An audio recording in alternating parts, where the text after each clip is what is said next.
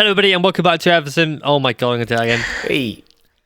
Hello, everybody, and welcome back to the Everything Moto Racing podcast. It's episode 107. How are you doing? I hope you're doing well. Hope you've had a good week. It's not 107. It is 108. That's funny because that's the second time I've tried to do the intro as well. I've broken it. Well, we're good. I was like, oh wow, I'm doing really well today. Yeah, I've landed on my face there, but it's fine. As you can tell, I'm joined by Cameron and Lauren again. Hello. Hello. Welcome back, Cameron. Hi. Oh yeah, you weren't here last week. We had to do it all without No, you. which enabled me and Lauren to just yap on for an hour and a half. Never do that again. Well, I never put the brakes on. What are you on about? Well, we need you to this week. I want to go to bed. Okay. Yeah. Because this is the third week in a row we're recording at it's 20 to 10 already? Nearly 10 o'clock, yeah. That's true. It's funny though. Whenever Cameron's not around, we seem to just talk for ages. Yeah. We're like, what are we going to talk about this week? And then 3 hours later, we're still talking. Yeah, we're like, yeah. So, madness.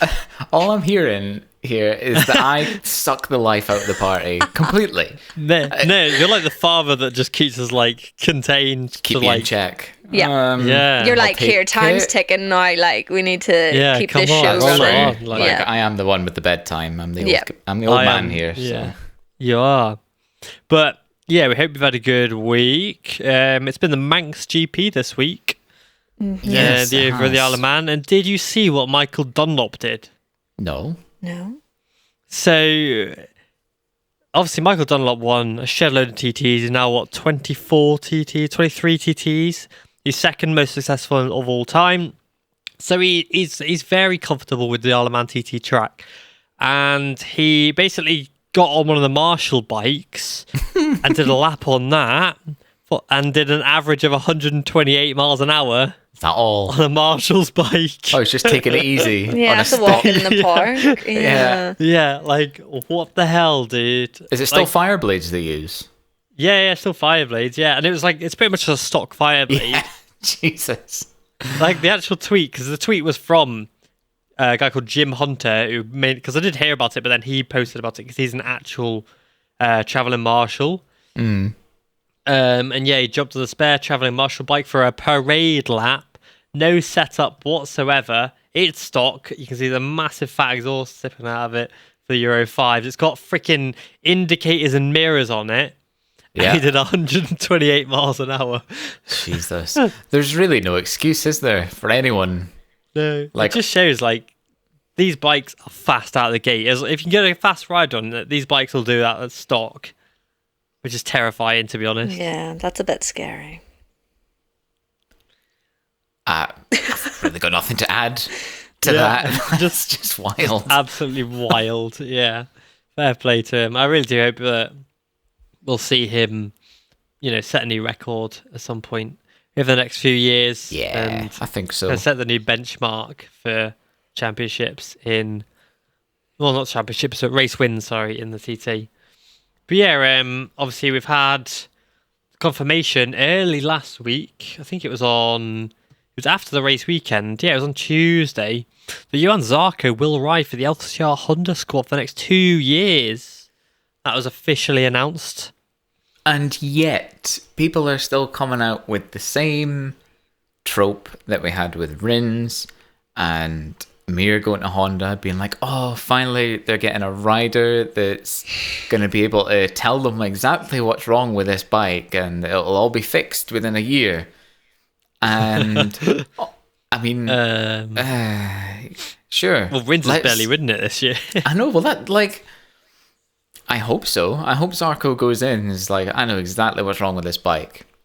I don't have much faith in that. But no, I don't. Because obviously he walked out of KTM a few years ago. He has said, though, we did touch on this on the last podcast, that he's a different rider now, he's a different guy. He's got a bit different mentality these days.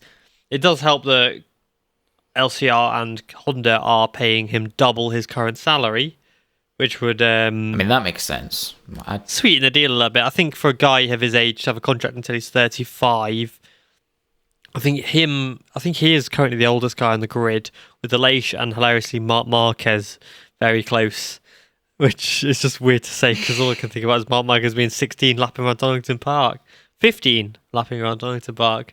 So the fact he's now 30 is terrifying. But yeah, to have that kind of contract under your belt at his age is great, because it also enables him to maybe be a Honda test rider when he retires, for example. I mean, it's certainly you have to think it would help with Honda's trajectory to turning things around. I just can't see it being this, like, you know, Zarco being the key point, the key turning point in Honda's journey right now. I think things are in motion, like from what we saw at Austria with like the new aero and stuff. Like things seem to be marginally better, in the right direction. Yeah, and I think things are starting, but they've got years to go. Like, you know, like Ducati did, they had to spend a decade, really, more than pushing the boundaries to get a bike that basically anyone can win on. And Honda need to do the same. And it's just gonna be one of these things. It's just gonna be like decades of back and forth until, I mean, obviously I'm gonna end up on a bit of a tangent here, but I'm going for it. Like, how at what point do we end up with where all the bikes are identical? They've all gone on these different sort of experimental paths, shall we say, collected so much data to the point where actually they've all decided what works the best in terms of electronics, aero, engine, chassis, literally everything, to the point where they're all identical.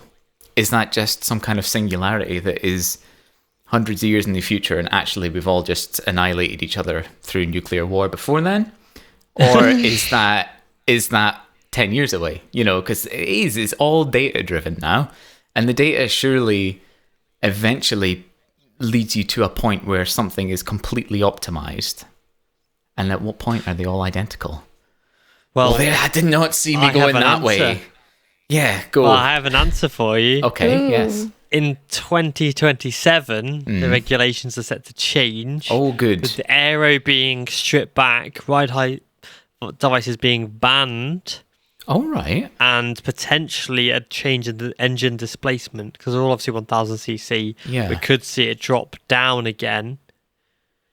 That is 800s again? Yet to be confirmed. Okay. But Marc Marquez has even said it's too late.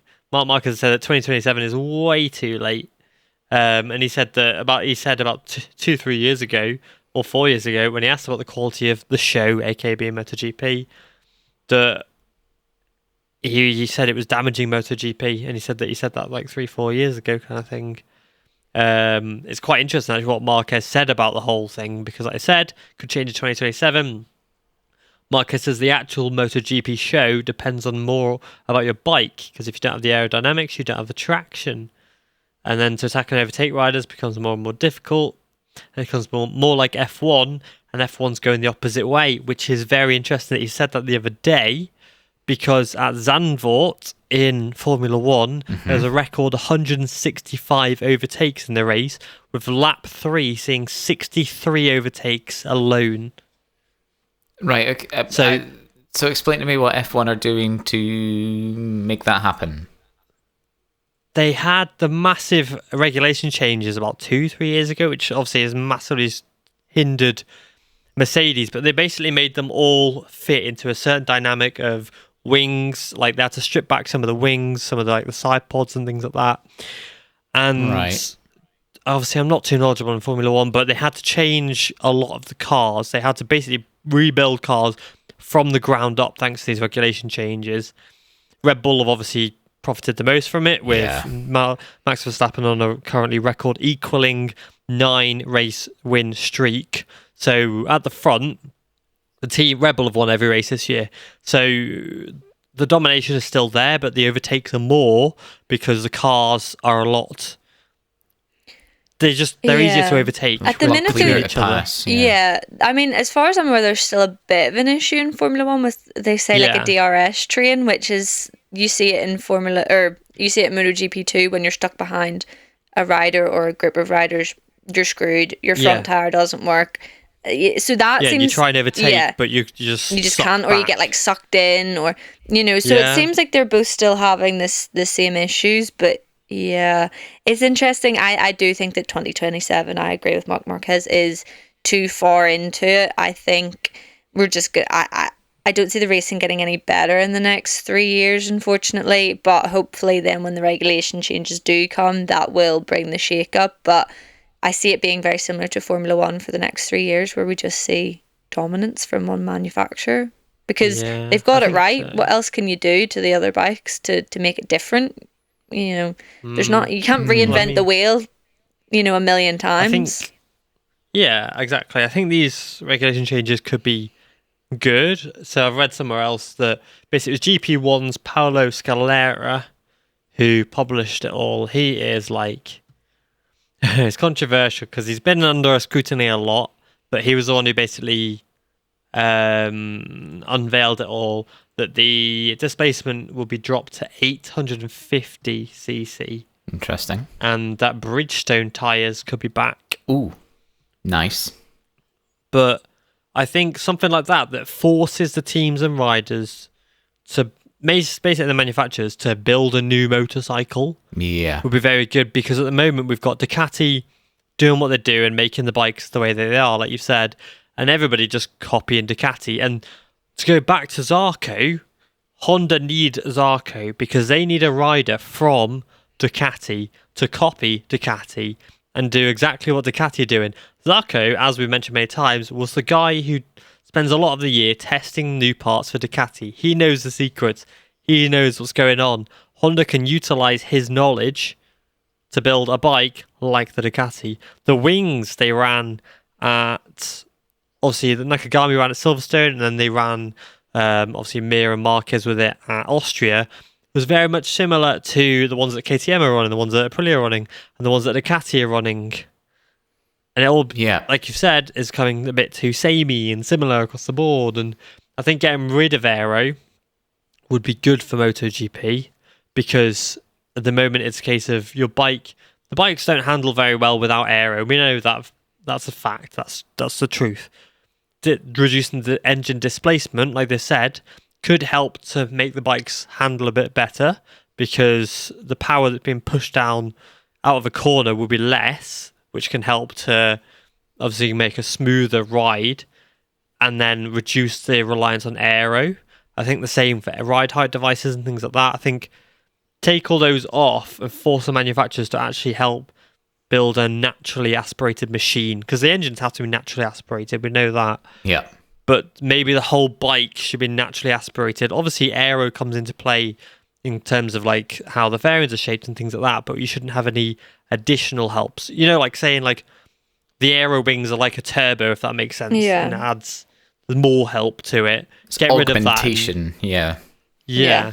All you need to do is take a look at what is the best racing class of the season so far, and it's clearly like the best racing is British Superbikes at the minute by far. Oh yeah. And wild, you just need to look at what bikes that they're running. You don't get all these They've got fancy gadgets and gizmos. They don't have many. They don't have traction control. No, They don't have anything. no. They have like a tiny little bit of electronics, but for the most part, it's about your Rider and throttle. machine. Yeah. Exactly. Yeah, and the thing is, when we're talking about MotoGP, which is like the number one class in the world, it should be the best riders But it's who the are best able bike. to ride a motorbike It's without needing these help. It's a fine Really line, difficult. because obviously the developments of motorbikes has been incredible, and like the thought process that goes behind that, I can't even begin to comprehend how you develop a motorbike at all. So like it's genius, it's unbelievable how they've got to this point, but it's clear to see that actually a stock superbike, is actually so much more entertaining to watch, and it becomes that fine line of, who do you please here? The people who are, the mechanics, the ones developing all this, or, the general public who are watching it. Well, like you say, it's a fine line. You got Yeah. to... You can't please everybody. You have to draw the line between developing the most sort of scientifically fastest possible machine that physics will allow. But then, you've got to curtail that somehow. Otherwise, people will be putting, all kinds of mad shit on these bikes. You've got to you got to find the line, and it does look like we are the wrong side of it slightly at the moment. Yeah. Hopefully these regulation changes will help that. But like you say, it's probably a bit late as well in 2027. Certainly too late for a Mr. Marc Marquez anyway. He's not got another 3 or 4 years of winning ways at him, I don't think, unfortunately. Not on the Honda anyway. No, when you look at the likes of Zarco, though, this could be prime for Test Rider, which we've mentioned now multiple times. Yeah. This is like the perfect opportunity in 2 years, end of 2025 season, maybe moving into a Test Rider role, maybe keep going for another couple of years, and then you've got regulation changes. It could work perfectly for him, and he's obviously looking further into the future than just the next 2 years, I think, with making this move. Yeah. I think having a test rider who's most recently raced in MotoGP, for example, is really helpful because he can use all of his current knowledge of Ducati and obviously the Honda and how it is.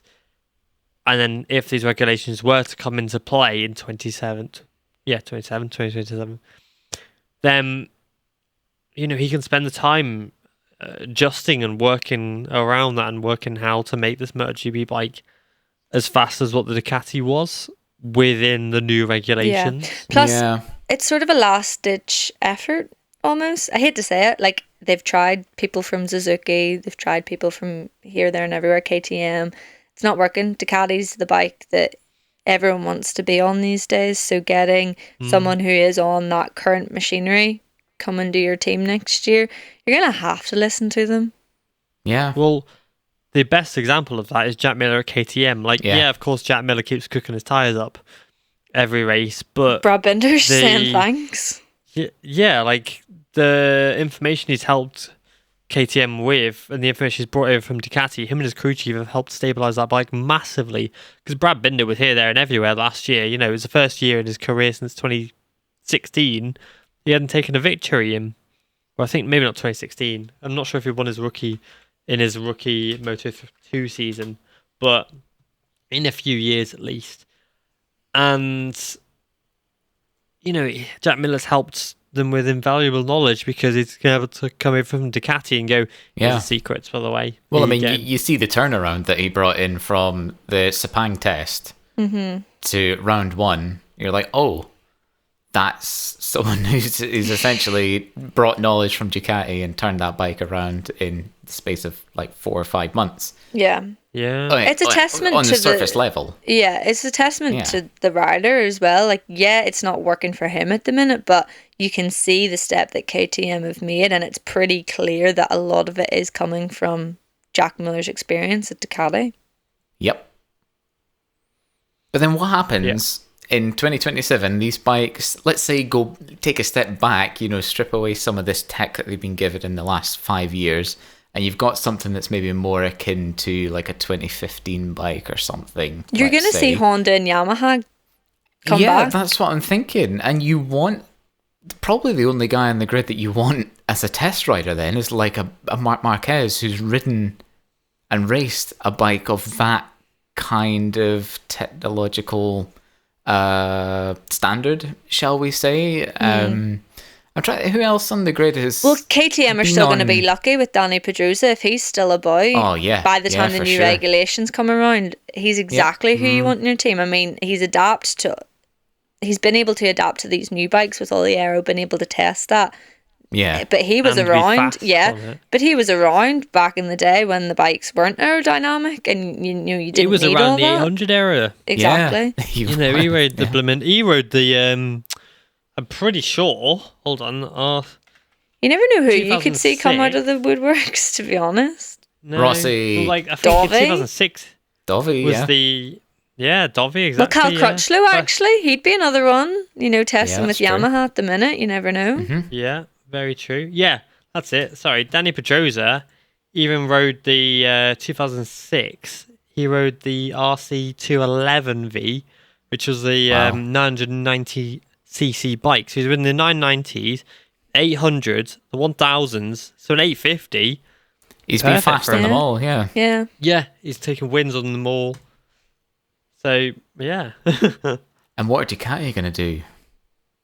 because they've just got all this young blood with experience of ride-height devices and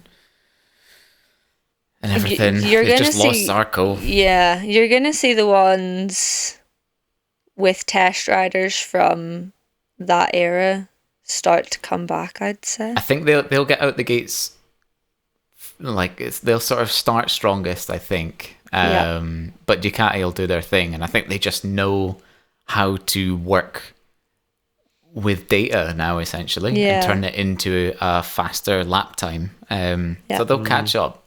Well, they've got the resources now too, that they know that if they are patient, they can make a championship winning bike. It took a long time, but they know now, say, if it does happen and Honda and Yamaha come back strong, they know it's just wait. It's a waiting game. It's a game of patience, and they will much faster this time be able to come back from that if they do struggle. That is, they might not. Do you think it would also make World Superbikes more of a sideways move like it's pegged to be, and vice versa? Do you think it could potentially open the door for, let's say, a Bautista to come in and actually be more effective on a MotoGP bike? He'll not be riding in 2027. No. Of that kind of, like Axel Bassani kind of thing. Yeah, like a really fast superbike rider. Do you think they're more viable in a GP class that is a bit more akin to a superbike? I mean, is what I'm trying to get at. MotoGP. So Karen Line. You wonder if that's why the likes of Toprak didn't make the move. The door was open to him, and he's going, do I actually want to go and race on these bikes where it looks really difficult at the minute unless you're on a Ducati? No. Yeah. So actually, you're sort of going, well, you can go get a project at BMW. It might work. Yeah, nice salary might work, it, might not. But at the end of the day, he's top rack, and he'll get a seat absolutely anywhere in that World Superbike paddock for a long time. Yep. So yeah, it sort of makes sense. But then, in a couple of years' time, you are looking at the likes of Bassani and stuff like that, who are still so young that if the bikes become more similar, you never know. I think MotoGP's a bit cynical that they don't like to look outside of Moto2, for example, and it is kind of because as well you've got all these riders who have been riding these tracks and have done it from Moto3 and sometimes gone by obviously Junior GP. Well, it is a feeder series, but that's what they want it to be. They want you to watch someone from now 18 years old move up through the ranks, and it creates a fan base. It creates I watched. You might click on the Moto3 race and notice a name, and then in 3 years' time, you're watching him win MotoGP races. It's easier to create a fan base, and it's easier for people to recognise the same names. Whereas if someone moves across from World Superbikes and you don't watch World Superbikes, it's hard. It's why we're struggling at the minute without big names, without Marc Marquez being at the top, because a lot of people are clicking on the TV, say on ITV or whatever, for the first time in a couple of years and saying MotoGP on, and they're going, I have no idea who any of these people are. So that's another part of it. Yeah, I think the issue, though, more World Superbikes versus Moto2 is the fact that you've got these riders in Moto2 who have followed the MotoGP circus around for years. They already know the tracks they're riding on. Well, they know people you take too. them around the MotoGP. Yeah, they know the people, they know the tracks. So if you take a guy from, say, World Superbikes, or a girl, of course, from World Superbikes, they've been riding a different track in Argentina, for example. They've not ridden Kota. They haven't ridden Qatar because that's not been on the World Superbike calendar for a few years. On all those tracks, they've not only got to learn a MotoGP bike, they got to learn all these brand new tracks as well. Which is why Iker Lecuona was such a good replacement rider. Because, he's come over from Superbikes, but he was in Moto2 for years. He was in MotoGP for 2 years. He knows all these tracks they're going to. Obviously, he's going to stand in for Alex Rins again this weekend. And I'm intrigued about that because I do think we might not see Rins back this season. All right. We'll go on to that in a bit. He was out cycling today. Yeah, he was out cycling in Andorra with Jorge Martin, But, it's just easier for them to pick Moto2 riders. And I think the 765s that they're currently running, and then obviously maybe if we go to 850, the gap becomes even smaller. True. And it becomes even easier for, say, a Moto2 rookie. And I don't see riders picking riders from teams picking riders from World Superbikes unless they're, say, 20, 21 years old and winning races week in, week out. Because every team in MotoGP wants a young starlet. They want that young superstar. And Abe Bastianini got pipped straight into the Ducati factory squad after a good season in Gresini because he was young and he was fast. You know, if, say, I don't know, I can't think of anyone. Fabio Quartararo is the prime example, though, of that. Yeah, exactly, but because of the Marc Marquez. It would help the trajectory, and we would stop seeing rookies get thrown out after a year. You know, DJ Antonio's had 2 years. He's looking like he's gone. It would actually give riders an opportunity to show us what they can really do. Whereas the bikes are, unless you're on a Ducati, it's difficult to come in and show off how talented you are. Prove yourself. Whereas before, you know, Fabio Quartararo came in, won the championship, and now is struggling because of the development of the bikes. But yeah, I think, the teams just want young riders, and that is because of Marc Marquez coming in and winning at 20 years old and setting all these records. But then it's longevity, though. You can put your time and energy to one rider, and if it clicks, why would you fix something that's not broken? Like KTM and Acosta. Exactly. Well, we'll see about that. But, but yeah, like, it'd be interesting to see, though, like, because the MotoGP show, as Marquez said, is becoming affected. You know, the racing isn't as good.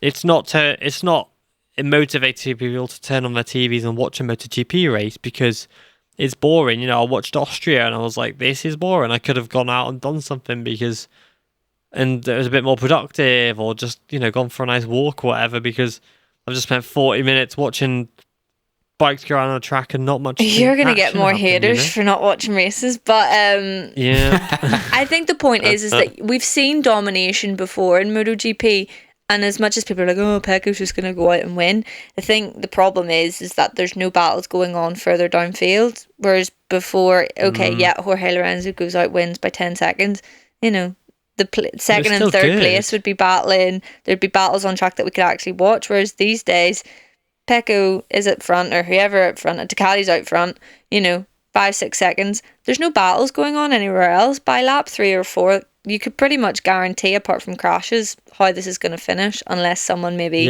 comes up late in the race, for the most part anyway. Whereas before, at least there were battles, even if someone was dominating, that you could, like, we would be able to see.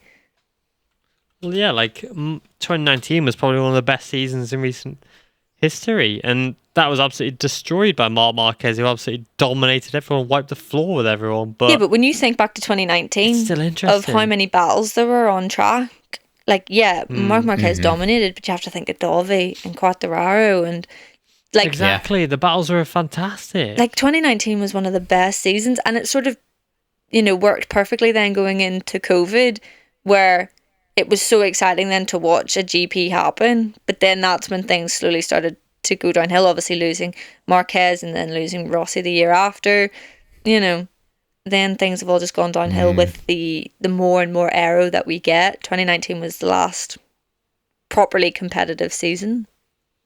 Yeah. That's and it. like, it's just a bit... It's, you know, we keep talking about the actual superstar personalities as well. Like, it's boring watching Pecco win everything at the moment, but also how, for me anyway, how boring a person is Pecco. That's it. Like, Pecco's not got that, like Quartararo's got like cool personality that's like, you know, and Marquez has got that like charm to him. Valentino Rossi obviously had this great charm, and Pecco's just like as boring as blimmin' watching paint dry sometimes. A lot of people in that paddock probably do have a really good personality. I think the problem is, but obviously PR. Social media is a horrible place. Pecco said it himself, he's sick and tired of getting dragged on social media for every single little thing that he does, which is fair. It's fair. You mean, like drink driving? And anytime he like shows his personality, obviously he gets shredded on the internet. So, I mean, I can understand why riders are a bit more reserved these days. But we need the personalities, and the problem is, unless you're on a Ducati, you're at the back of the grid, and you can't exactly show your personality in Parc Ferme when you can't even get into it. So, Ducati probably have a bit of a clamp on people's PR as well, just because they're concerned about their image. Do you know what I mean? Like, I can't imagine. I mean, they've like the kicked Acostas and media Aldingers out. and stuff. Yeah, exactly. I can't imagine those kids being on a Ducati and having the same vibe in their Instagrams. You know what I mean? When was the last time you seen a proper celebration that wasn't Pedro Acosta? Pecco tried, but I mean, it just wasn't as funny. Like, I don't know what it is about Pedro Acosta. Moto 2 in general seems to have got more. That charm, like, Yeah, he's a bit goofy, Pedro isn't he? Costa's got Pedro Costa's got that like Swears thing about, on TV every week. Yeah, and like when he won the championship and he had that like cool celebration, where he was like reeling in the thing, you know, and it was just like that's why I think a lot of people do like Acosta, because he does have that like bubbly personality, I guess. Likeable. Yeah. He's just very easily likable, and you kind of root for him just naturally because you're a nice guy, you're a cool guy, I kind of like you, and like Pecco's great, but loads of people dull. in Moto 2 have that. You know, look at Tony Yeah. Arbolino. He does, you know. Arbolino's fantastic. Arbolino's toned down a lot over the last few years. Yeah, though. but I think he's just trying to. Maybe it's the PR. I think he's just trying to make it. I think he's more hard work these days, trying to win championships and trying to get to MotoGP. Whereas, I don't know. I think he sees it a bit more seriously. I mean, Philip Salach and him rolling around in the rain in Thailand. They're really well. Like, that'll work well as true. teammates next year. There's and then so many. Jack Miller when he was doing belly slides in the freaking Exactly. Yeah. Like, people love Jack that's Miller. why we love Jack. But the problem and is, Cal Crutchlow because their personality. But if they're not the ones winning the races, or they're not the ones that we see on our TV, you can't exactly we don't see it. the personalities, and they're all a bit rubbish at their social media. So it's sort of, a few people do vlogs, you know, Alonso Lopez and Alicia Spagger and stuff like that are getting into that, but it needs to be a lot more, and it needs to be real is the thing. Like the Marc Marquez documentary, you know, where you're getting, as much as it was made by him and he obviously decides exactly what was being put out there, it needs to just be more natural and showing off the personalities, because people love that, and then it helps obviously if they're winning too. Yeah, and I think Marquez winning was a good time in MotoGP because he's got that personality and he can just kind of create like a little thing, like when he was dancing across the finishing line or doing the fish swimming, you know, and he could have these like elaborate celebrations and stuff. And Valentino Rossi, of course, was a king for it. And, you know, that's why so many people adore Valentino Rossi, because he ran into the blooming toilet at her ref, for example. Yeah, but then you get the likes of Lorenzo trying to do funny celebrations, and people are like with the popcorn. Yeah, and then people are comparing them, and you can have a laugh about it, and the fans can sort of be like, oh no, Rossi's celebration was better, or oh no, like when he Lorenzo's was drowned. better. Yeah, jumping in the bloody river thing. The pool, But you need more of that, like Fabio Quartararo jumping into the pool at Portimao. In the pool at Portimao, people love that. Marc Marquez eating donuts on the podium. You know, just with Jet Lawrence. exactly like bits, you remember those things, like in Parc Ferme, you know, as much as it's a bit dangerous, but like some of the riders coming in and crashing their bikes, people find that so funny, and it just shows the personality. Aaron Canet and his bow tie, like there's so much that, it's just, that would help more than bloody aerodynamics would.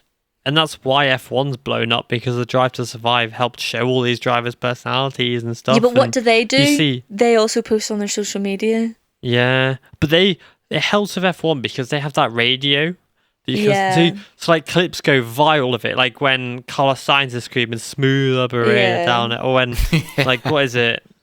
Lando Norris did a radio check at Magellan and was like, it's Friday then. Yeah, like that's so popular. Went viral. Like that song was like topping the charts helps. again after that. Like and MotoGP doesn't have that, of course. But I would love to hear a Brad Binder or Jack Miller like helmet mic. I don't think you could air that. But what a laugh. Oh man. Especially when they keep getting punted. Jack Miller especially keeps getting, caught up on the inside. I'm sure there's some choice words he's saying in his helmet. Even the team bosses, they talk to people like Toto Wolff and stuff like that, like on the pit wall and stuff like that, or there's camera reactions where you can actually sort of, hear what they're saying. Properly see them. And obviously, Yeah. like 2021, where, you know, the championship was decided a bit awkwardly, and Toto Wolff's like slamming his headphones on the table, and you Yeah. could hear his radio message, and he's like, "No, Michael, no." And people find that funny, and it's so much more personality, which would work hand in hand with a regulation change. Like, you don't need Yeah. Drive to Survive. You just need to show off the personalities, and I don't know, And just the make racing. make it seem a lot more personable and easy to get into, Yeah, easy to because I think access. the thing with F1 is the racing could be dull week in, week out. It could be dull as anything, but people still tune in because they're like, "Oh, it's fantastic! They love the personalities of these drivers." Well, you know, Zandvoort at the weekend, I watched it. Boring. I don't know how anyone thought didn't. it was entertaining. I went to Twitter. Everyone was raving about how much of a great race it was. I was like, "Are you watching the same Formula One race as I just watched?" Crap. Max Verstappen just wins everything, which is great for Max Verstappen, Yeah. right? But it's boring to watch. But you're right. Everyone still loves it because they're going, "Oh, this happened," or someone said this into their microphone, or I don't know. Yeah, I know. Like Marc Marquez, like he said that MotoGP needs to improve the show. I said last weekend, I read out Maddie Scordia's thing about MotoGP's show and the blimmin' stewards ruining the show. Something needs to be done to help the show, and that's not having this rider parade or whatever. It's just about generally just improving. Like do you remember back in the day on YouTube after a race weekend, they'd do funny moments. There'd be a highlight reel. It's like 2013, 2014 time. I don't even They remember did like that. a highlight reel of all these funny moments, and it was like one of like Ben Spees doing an interview, or maybe no, it was Lorenzo doing an interview, for example, on one of them, and Ben Spees going in the background and pulling stupid faces and stuff, like bloopers, stuff like that. B-roll. even- That's and like funny. Yeah. we need that. Even just like the grill the grid that F1 does, MotoGP does a version of it, but it's like nearly every week there's something new, there's more content, there's something that you can click onto YouTube and consume, whether it be from the team itself or from F1, and that's something that MotoGP themselves need to step up. It's definitely improved, you know, we're seeing funny challenges and stuff like that. It needs to be longer, it Yeah. needs to be more, but the teams also, I think every single team on the grid needs to make a conscious effort. Social media is not run very well. Yes, there's loads of updates, and they're starting to get sort of funny pictures, and they reply to each other, and it's getting there. And they but do memes yeah, and stuff. but there needs to be more of like the video content, because you know, like the Ferrari challenges and McLaren challenges, where you can just see the actual personality of riders in a weird situation, like cooking food or something like that.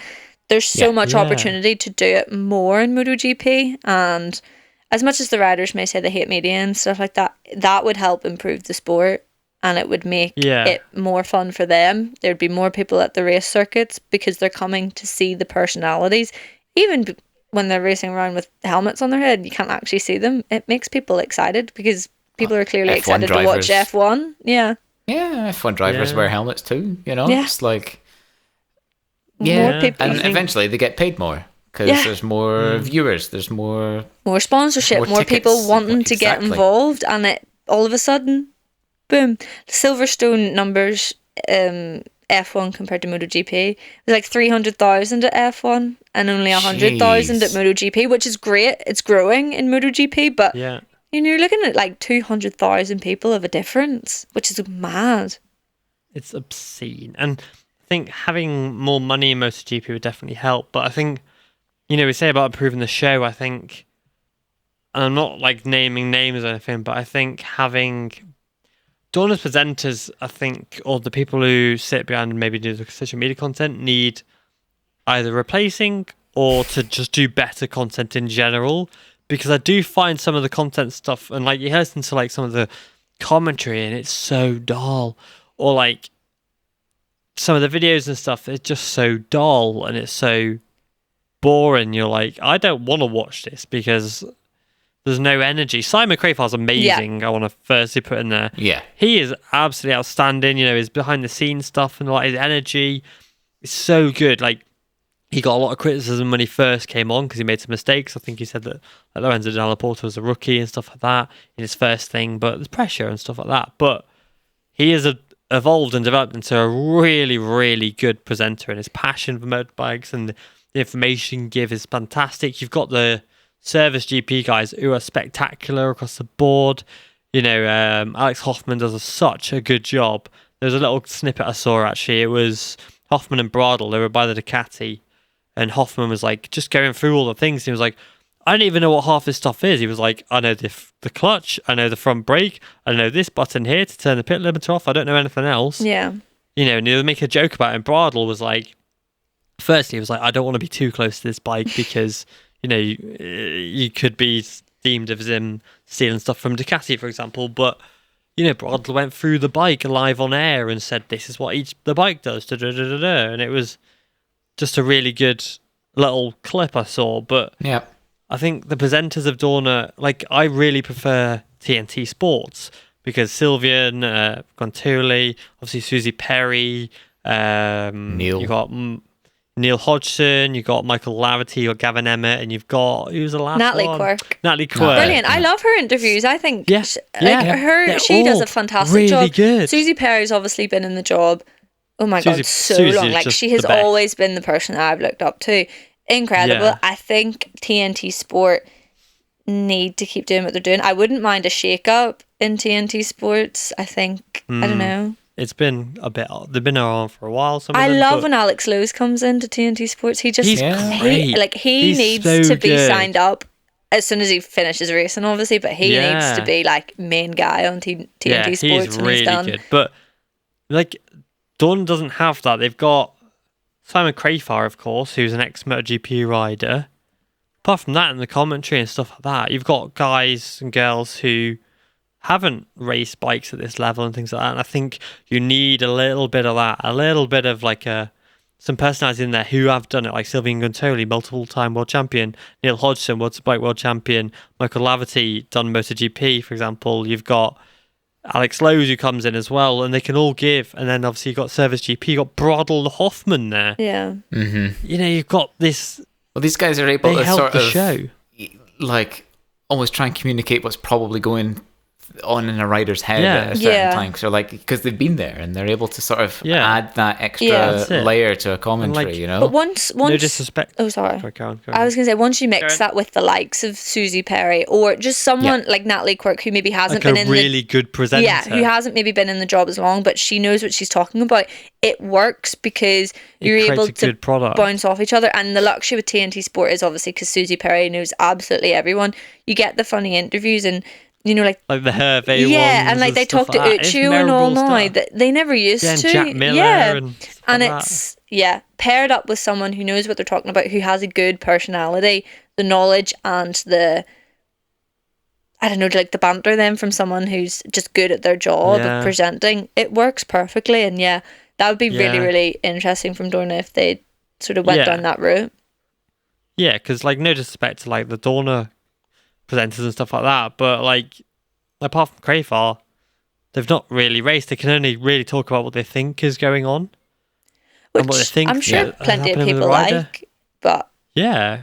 yeah. But I think as a show, because like you said, you've got TNT, and when it was BT, did so much stuff. Like when they had Valentino Rossi, Susie interviewed Rossi at the Silverstone Drivers Club thing. Yeah. And Rossi talked about all his the riders he's faced in the past. Yeah. They do the documentaries. They've got the Uccio interview in the paddock and stuff like that. And it's just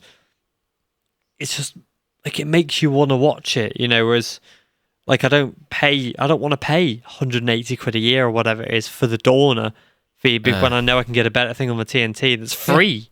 With my internet connection, I'm on a BT customer, so I get free access and watch MotoGP without paying a penny because it's accessible for me. Yeah. And MotoGP is just not accessible for most people.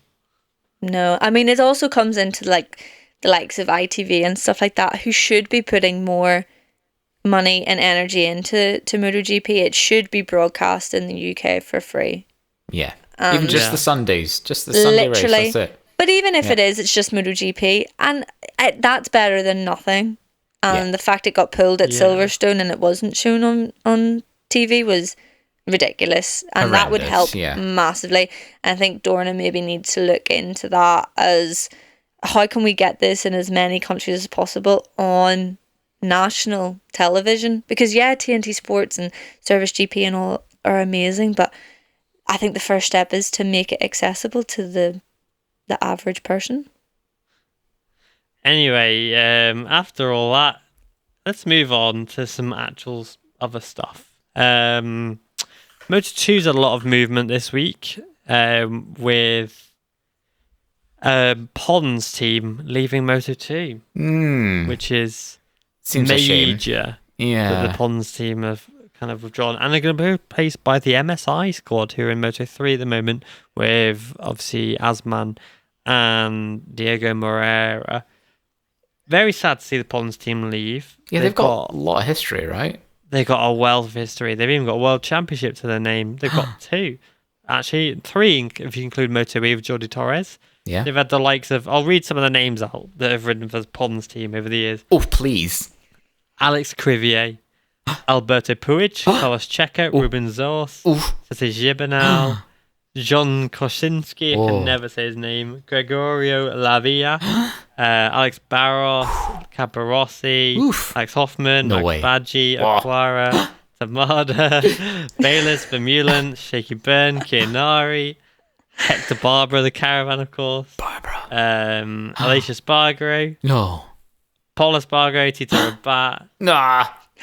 Louis Salom. Yes, Louis. Luca Marini, Fabio Quartararo, Alex Rins, Lorenzo Baldassari, Augusto Fernandez. Just a whole host of talent. I'm out of gasps. Aaron Canet. I'm too stunned to speak. That but like is a roster. It's a massive list of names. They've got their history runs throughout the class. They've created so many champions over the years, and it's sad to see them leave. They're actually a British team, you know. What's the script? Why are they leaving? Is it just financial? And fed up? Yeah. I think it's money more than anything, but I think he's just hanging off his boots. I think it's been like 35 years in the paddock, and they're British because they're based in Britain. I say based, like the company is registered to England. Right. But yeah, I think he's just, after 35 years in the paddock, I think it is. I think he's just wants to move on, I guess. But there is some interesting stuff going on with some contracts. So recently I said that I was told by a good source that Diego Moreira would ride for Italtrans next year. Okay. That same source has told me that Moreira might ride for MSI now, Moto2 next year. Okay. Because apparently his contract has something written into it that says if the team was to be promoted to Moto2, he will ride for them. You wonder why someone would have that in their contract unless they knew something like this was going to happen. I think it's to guarantee him a Moto2 seat, I guess. That's a bit random. It does feel it's a very specific clause. Yeah. I feel oddly specific. Yeah.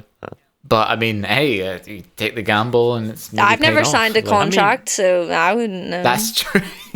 No, it could be but all I mean, sorts in everyone's either contracts. way, it's kind of good for him because it's Moto2 seat regardless. So he's kind of winning. Most people like Sean Dillon Kelly be desperate to get a Moto2 ride at the moment now after being sacked by the American Racing Squad. So yeah, and his fellow teammate Max Toth, who was on in podcast with Sean a little while ago, has also left the team and the Apex management after irreconcilable issues, he said. Right, so there's a big old falling out, and and they've lost both American riders, so now it's American Racing with a Scotsman and a Spaniard. that's like a start of a joke. A little bit, isn't it? Yeah. Invasion. An American racing team, a Spaniard and a Scotsman walk into a bar. Yeah, stuff like that. Something. But there are a few more rumours as well. Apparently, because I did mention that Aaron Canet has had a few teams that he's been talking to and very close to signing with one. He apparently everything apart from the signature is done for Canet to sign with Fantic Racing to replace the outgoing Vietti, who is linked to Io, according to Speedweek today. That I just cannot get behind. Io. Can you not? There's so many Moto3 riders that ride. Holgado should be in there. And Dennis Onchu should be in there. Which, as Yeah. far as where Dennis Onchu is going, According to many people, including Gavin Emmett, yeah, Onchu's. who I definitely believe. Yep, Onchu's on his way there. But I mean, Good. Danny Holgado's leading the championship. Surely his name should be number one on the list to get a move up. You'd think. Well, when was the last time someone? Vietti. When was the last Clearly. time someone won the Moto3 championship and didn't move up? Has that ever happened? Not in Moto3, no. Well then, why always should it step begin up. now with Danny Holgado? It shouldn't. It won't. He'll move up. Might even go to like Husqvarna, because apparently Binder and Tulovic could be out with Really? maybe Sasaki and Holgado as teammates. That would be solid. Yeah. Yeah. But just I why think- Vietti? You'd taken a punt with Arenas this year, who I think, he was a KTM rider before. So He that's was a gas rider, Yeah. under the Pierre umbrella. yeah. So not that big of a surprise. Whereas Vietti, unless he's rode for a KTM before, and I'm just being stupid. No, he's only rode for VR46. There you go. Yeah. But the interesting one with Vietti, because it's Speed Week, most of the stuff that they say about Red Bull athletes is true, or Red Bull teams, because they're owned by Red Bull. All right. So that's a little bit of a little thing as well. I guess we'll have to see. Time will tell. We might even find out this weekend. You never know. But two riders who have been confirmed is Jake Dixon and Arbolino, who will remain with their teams of Gas and Mark VDS respectively. What? Meaning we will see that Arbolino Sarlach pairing next year. Oh yeah. Which Spoiler. should be quite nice. Yeah, spoiler alert. I mean, that'll be good. Yeah, I think so. Not for Do you Jake, think- but Yeah, I was gonna say, do you think Dixon's ever gonna get the chance now? Do you think that's No. maybe this was the last No. last opportunity with these struggling Japanese manufacturers in GP? But then I I, don't suppose see it. the contracts aren't like lining up this year either. Well, It's really, ideally everything's- next year. yeah. It will be 28 next year. I I mean, know. in his MotoGP debut will be at 29. You really want to take a punt on a 29-year-old when you've got riders like Pedro Costa and Arbolino sat there waiting? Well, Arbolino's Definitely going to Arbolino be waiting. 25 Really? then by the time he makes his MotoGP debut. That's pushing Yeah, it he's for 23 now. a He's- GP rider. Oh, sorry, 20. Yeah, 25. He'll be 24 when he makes his debut, but Benay Bastianini It'd be- was 24. yeah, so it'd be was 20 Jorge Martin. He'll be 25 in this season. Well, okay, that's not Not ridiculous. too but bad. Pedro Yeah, Acosta's I know what what, you mean, 20? yeah. Yeah. Pedro Costa, though, still no proper updates on him and his move. There was a little bit of talk about him or maybe a KTM rider being loaned out, like Augusto loaned out to Grassini, for example, Gosh, to make way for weird. Costa. If I was Tony Arbolino, I'd be raging. Because a couple of weeks ago, he was number one for that Grassini seat. And now he's staying for another year, which at the minute he looks to be struggling. So maybe it's for the best for him. And we'll see how that plays out. But to go from being the number one option for a seat, seemingly that is, to ending up staying where you are. And, you know, next year with contracts coming up, I'm not too sure where he would slot in. It's Yeah. difficult. He just had a lull Yeah, in form at the heavy. wrong time, didn't he? Yeah. He Which is did, a yeah. shame.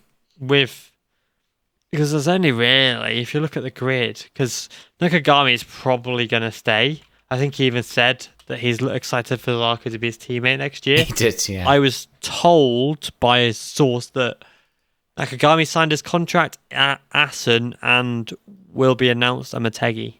Oh, that'd be Okay. nice. Well, I yeah, suppose- that makes sense. Yeah. I'm not too sure if it stays the same, but last year it was Nakagami will stay until Ayagura's Until ready to Agura's move ready. up. I mean, I'm sure Shantra's now in the mix too. But I've got some more whispers for you. Oh, Ooh. From multiple people this time that's now been rubbished, but apparently Agura's not too happy in the Honda Asia squad and was linked to Io, That was a big thing in the paddock last weekend. At this rate, I'm linked to IO. What do you mean? Yeah, literally. But Honda apparently weren't too happy with him being leaving Honda, and so that has been ended. But then, my God, my comments blew up about when MSI in Moto2 was mentioned, with everybody saying it'll be Agura and Garcia MSI next year in Moto2. Where do people get this stuff from? I don't really know, to be honest. But like the fact that because I can't find it anywhere, but loads of different people have said it. So I'm like, where have you got this from? Silly season is really silly seasoning this year, though. In fairness, It is. I love it. Yeah, but it's same. getting a no. I'm check just a out bit sick of it now. Ricardo's Can something like I thought last week or a couple of weeks ago with Zarco to LCR, Rins to Yamaha. I thought it would all sort of fall into place, whereas it's just getting worse and the rumours are getting crazier, and somehow every week Marc Marquez is linked to a new team because Agostini said that he wants MV Agusta to come back, and like, what is going Isn't on? it good? Yeah. Well, here's another one for you. I'm sick of this. So I said about the empty helmets thing, and it would make sense because Garcia's already an empty helmets rider. He rides for the Pons team, who'll be replaced by the MSI squad, so he'll be staying on the same That makes bike sense. pretty much. Yeah. And he already wears a sponsor's helmet anyway. But yeah, Ricardo Hover said that Garcia was in talks potentially with IO, but will probably stay with MSI. So, but yes, we've got David Almanza wildcard in Moto3 as well. Excellent. Good. Yep. But Right man yeah, for the I job. think Yeah. You lot are getting quite tired now, so it might be worth doing our predictions. I'm flagging. Yeah, but that's all right. I'm old. I'm 30 next month. You're 30 next Yeah, and month? we're complaining about Marc God. Marquez being old. How does that make you I know. feel? But he's literally like a couple of months older than me. But hey, at least like, I don't know. I've never had an operation, so And that's that's his. a flex, I guess. who's the real winner here? Just saying. Probably Marquez, he's quite rich. Yeah. Success isn't measured in money. Yeah, money doesn't buy happiness. You in can't undo fairness. those They could buy you a operations. Ferrari, which is close. I could always Did you steal see the one. video of? Did you see? True. Did you see the video of Marquez pranking his girlfriend the other day? No. No. He put like this mask on and like hid behind the corner, and his girlfriend walked down to the room. He went, "Rah!" And she like absolutely cacked it. It was quite funny. Absolutely cacked it. To be fair, that was terrifying. Your Yeah. impression. I gotta say, Be glad this my is reaction not was absolutely. I hope the video listeners are okay content. because that's like right in their ears. Yeah. Jump scare. Yeah. We're gonna have to put a content warning. Yeah. Yeah. Trigger warning. But yeah, let's go on to our predictions Good. for Catalunya I've Moto thought about this. 3. Oh, I haven't. Have you? Lauren's thought about predictions for once. This is impressive. Well, I haven't really thought about it, but I've wrote it down. Doesn't mean there's a thought process behind it, but That No, I was counts. gonna say. it's I put wonder- I pen to can't- paper anyway. Well done, Lauren. I'm very impressed. Someone has to put the effort into this podcast. That's it. It's not going to be me. Moto 3. I'll start with myself for pole position of Sasaki. Oh, I didn't think about pole position. Unlucky. Cameron, please. I'll go with the other Husqvarna, please. Oh, you're going with Mr. Via. Yes, please. Ooh. Okay. Colin. And Lauren, please. I'm going to go with Messia. Ooh. Shout to. Yeah. Very good shout. Well, Guevara won Um, it last year, so we've sort of got to go with someone new. Yeah, that makes sense. So you'll go with Messia for pole. Yep. Okay, third place, I've gone with Messia. So, yeah. Cameron, please. Oh. Where are we? We're Catalunya, huh? I can tell you who won it last year. Nah, don't bother. Izan Guevara. I've just told him. Yeah. Did I? I'm so glad everyone listens to me on this podcast. May I have Ortola, please? Ooh. Good shout. I'm going to capitalise it. Owen Ortola. I forgot. And Lauren, please, for third place. I would like Messia as well, please. Damn. And I don't Okay. usually like picking a person that someone's already picked. But like I said, I've thought about this minimally. Okay. So I'm not changing my answer. Interesting. Nice. I've gone with Onchu for second. You... This is ridiculous. Cameron, please. I'll have Messia for second, please. Nice. And I'm assuming Lauren is on Onchu second. Yeah, unfortunately. Well, you know, you might get some more. Who have you gone for the win? Holgado. Oh my... You are joking me. Wise up. I said I haven't said it first, but I can show you the proof that I have this written down. And I've just gone off the top of the dome. I would Who have you also gone like for, Cameron? Holgado, please. Okay, well then we're all going Holgado. Yeah, I better wanted get a Spanish lockout, so 50 bloody point win this weekend, please. Right, we'll be nice and we'll start with... I'll give Moto2 to Cameron and you can start MotoGP, Lauren, so that yours can be first. Okay. are you No, asking for a Cameron. poll? Poll, please. Oh, I mean, it's getting really hard to ignore Acosta for like everything Yeah. now, isn't it? True. Yeah, I'll just go with Acosta. Why not? Okay. Why not? And Lauren, please. Oh, I was going to say someone, but actually, no. Oh, I was going to say Alonso Lopez, but arm pump surgery, so absolutely not. I'm going to go with Jake Dixon. Okay, solid. Well, you know, he's out to win every race he can now, Yeah, so exactly. I've gone with Acosta as well. Cameron for third place, please. it's trickier with Moto 3, isn't it? Moto 3. It's because I had third place in my head. Sorry, apologies, everyone. Moto 2. I feel like Vietti's maybe gonna have a bit of form. I'll have him on the podium. I'll have him on the box again. Yeah, on third, Okay, please. Vietti's third. Yeah. Lauren, please. Arbolino.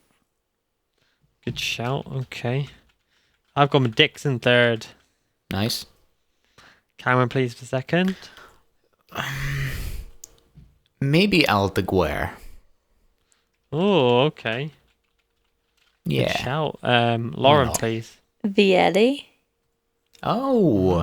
Hey, yeah. Okay. Welcome. I got with Canet. Well, oh. You gone who? So, what Canet? What were you saying about Vietti, Lauren? He won here last year. He did.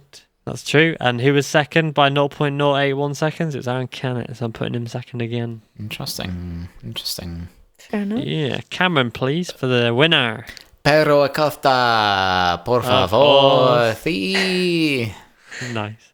And Lauren, I'm going to please. go Jake Dixon. Oh, okay. This is where Love my to see predictions it. go This is downhill. why you don't score points. I've gone with Acosta. Oh, balls. Cameron. No, No. not Cameron. Lauren, I'm going to start with you for MotoGP pole position, please.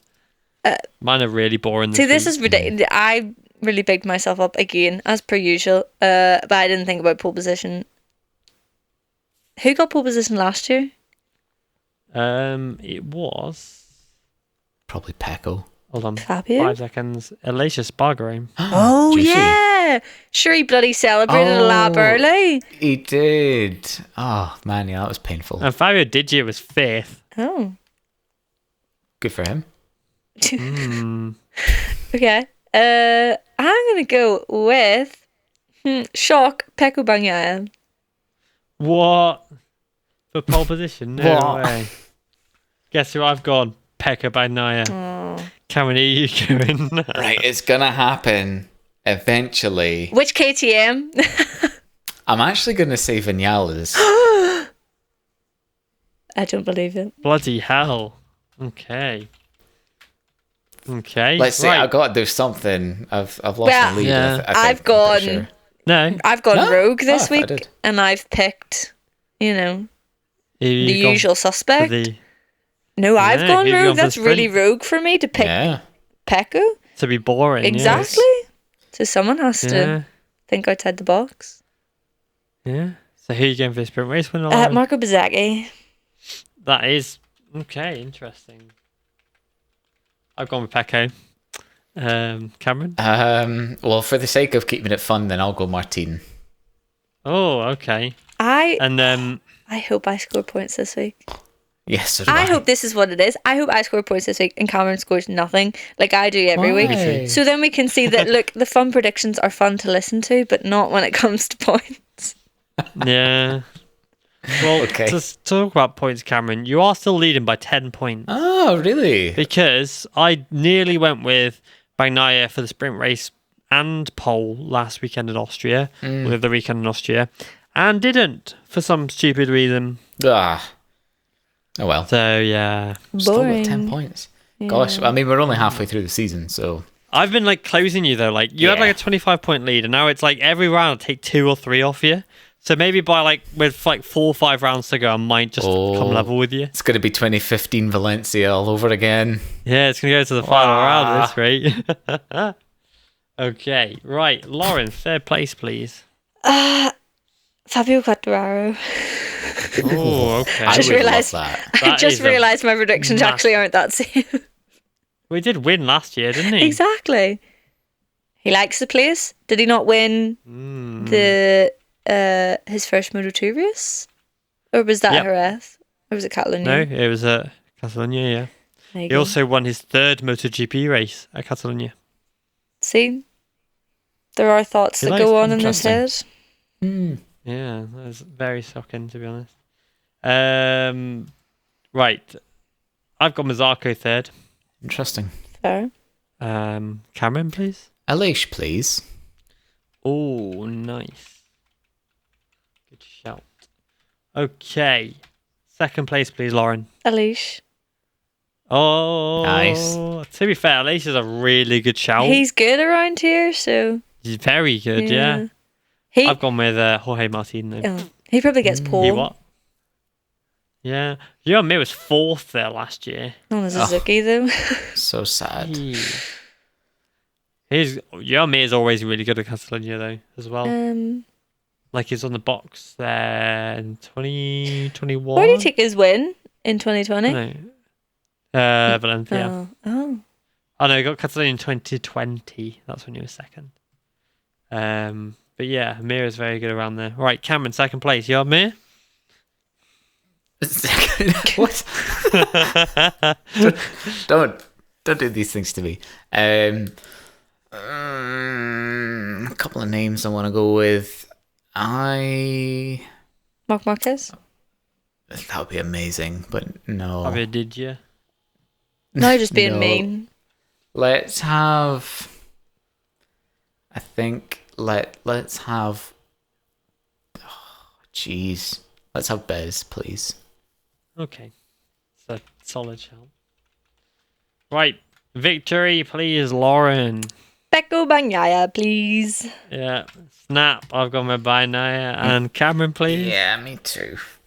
Oh, my Oh, I thought God. you were going to spice it up. So we've all got, right, Yawn me and Cameron have got the fest. same winner of all 3 classes. Have we? And the only difference of all 3 classes is Lauren's going Dixon to win. Apart from that, we've all got the same ones. No, I have Fabio on the How podium. boring. This We've got is Fabio in 3rd, but like to win, I mean. Oh, to win. Okay. We've a all picked the same sad winner. indicator of the state of the racing at the moment. But Yeah. I mean, See that exception of Moto3. 45-minute rant that we just went on? Valid Yeah. for this right here. Yep. Yeah. Thing is, yeah. No, go on. I was just going to say, like, but we've already talked about it. I was going to say, thing is, in F1, Max Verstappen's won 9 races in a row, yet somehow people keep going crazy about it. But I mean, I just like watching the bikes go fast. Pecco only got, what, 4 last year 4 wins. in No. a row? 5, wasn't it? Yeah, that's right, yeah. In a No, he row? That just- was- Max he is- nearly missed. Max has He won nearly had more, 5. but he's won 9 in a row. Yeah, matching Vettel. Yeah. So, Yeah. Pecco's But on now I got 4 in a row. nothing in comparison. Pick it up, Pecco. Yeah. I mean, come on. Verstappen's Yeah, come on, making man. a wee boy out of you right now in the F1. Yeah.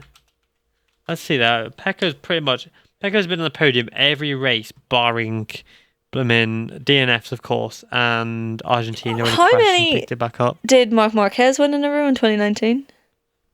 2019. Was that his best season? He got For like 10 victories in a row at some no. point, though, He got- didn't he? Yeah, he got 10 in a row in 2014, which is just disgusting. That's his second year, right? Yeah. Yeah, that was That's- the second of a year in the class. That is But honking. the thing is, right, when that streak ended at Brno 2014 for Marquez, he'd already completed, obviously, his rookie season and then had won those 10 races in a row. His worst result, barring that fourth in Brno, was third place. He got disqualified out of Austria in his rookie season, obviously barring DNF at Mugello as well. But that was the first time in his MotoGP career he'd finished a race off the podium. Was there someone else who never finished Wow. off the podium? Or is that an F1? Valentino Rossi. Oh. Valentino Rossi 2002. See? But Marquez in 2019, he won 5 in a row. Well, he still got 10 in a row in 2014, so... Yeah, Yeah. second season. Come on, Pecco, Yeah. make it exciting. Yeah.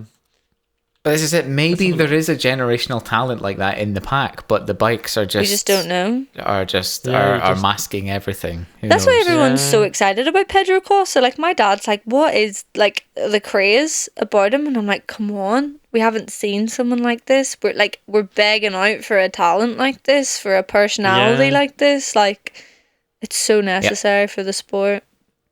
And he needs to be on a good bike so that can continue and he doesn't just fall by the wayside like every other promising Yep. KTM rookie. Yeah, exactly. If he was stuck on a Yamaha or a Honda next year, people would be like, "Oh, what was that about? Who? Pedro?" I think what?" he needs to be factory know. KTM, to be Yeah, honest. Yeah, would be Or- inclined to agree. A year gas and then factory KTM the year after. Like, it needs to be quick. He can't Yeah. sit on a satellite bike for long. Nah. Also, for one for you, barring DNFs, Valentino Rossi stood on the podium every race from the Pacific Grand Prix at Motegi in 2001 until Jerez 2004. Legend. And people trying to beat his GOAT status, like... He finished, right, yeah, exactly. Well, he finished in 2002 on the podium, every race barring a DNF at Brno. 2003, he finished every race and was on the box for every race. I mean, that's quite That, a a statistic. V5 Honda was...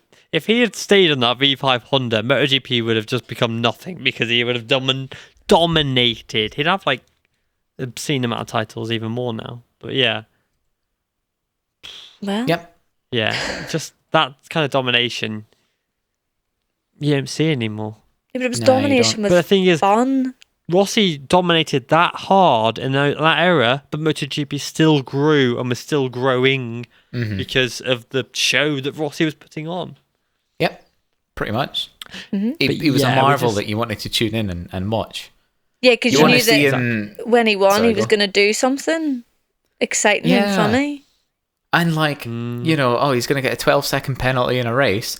Watch him win by 12 seconds. Do you know what I Yeah. mean? Like, Yeah. just to make things exciting like that. You're just like, what? Who writes the script for this? I don't know, but it's nuts. Like, Did he not do one of we those don't get it anymore. like back of the grid starts for like doing burnouts or something on the circuit? Yeah, he did. Yeah. It was In Qatar. Gibbernoy's spot or Biaggi's spot or something like that. Yeah, he did. Biaggi caught him, or it was Gemini, one or two, caught him doing burnouts of a scooter on Rossi's spot at Qatar because the sand was kind of washing over it and would have made it quite slippy. So Rossi did some burnouts to put tyre tracks down so that when Rossi started the race, More grip. he could go. You just Yeah, don't more see grip. stuff like that happen anymore. You don't. It's it's cheeky, isn't it? Yeah. It's one way- So You like- cheeky. You need like a cheeky chappy like Pedro Costa. Little cheeky chappy. Yeah, we need Yeah. one. We need a cheeky Like chappy. Pedro Costa was lederhosen last weekend. that that was was good. questionable, but That yeah. was brilliant. Nah, Funny. good But yeah. times. I think that's all we've got time for. I think so. Aye. Pedro Acosta's Yeah. head's going to be too big after this. I Yeah, know. oh my god. Yeah, someone get him on the pod so we can Big him up. Yeah. Yeah. Hell yeah. Declan just had Marvel. hard eyes for an hour and a half. I'm like, I love you, Pedro. No, I've spoken to Pedro. He's actually a good guy. He's nice. I'm that's surprised you good. haven't dropped that in before. Yeah. No, Humble. never. Humble. Yeah, humble king over here. But no, he is a friendly chappy. I like him. You drop everyone else's Everybody I know, names though, in. Everybody I know, though, who has like dealt with Pedro or whatever, say he's just a nice guy Just a I nice believe it. on and guy. off the Yeah. track. So, yeah. Type of guy you'd want I to like go it. for a pint with, I'd say. Yeah. Yeah, absolutely. I mean, yeah. Could go a pint. Yeah. Right. I think that's all we got time for. Like I said, it is just about 11 p.m. at night. Camonese is booby time. I need my water. What boobies? Have you not heard of? I didn't know. Do you know what a booby is? A booby, but Yeah. that's not what I thought he Look. said. There you go, bang, Urban Oh, Dictionary. yeah, no, I've definitely heard that. I'm sorry. On my side of the border, a booby is not what you just said. But what is Well, the definition? Of Boobies, a word that you say to a young child meaning sleep. I thought it was a bottle. There you go. to- A booby, or like There you a. go. wee- So it isn't. Okay. No, It yeah. just factually, that's not what It's a not what booby you is. thought I said, no. And I'm definitely might not not have got going to it. bed for booby time. So thank you for listening, everyone. We'll leave you with that. Yeah. Good Yeah. God. Okay. Everyone can just ponder over that one for a wee while. Yeah. Bye. Anyway, thank you. Bye. Bye.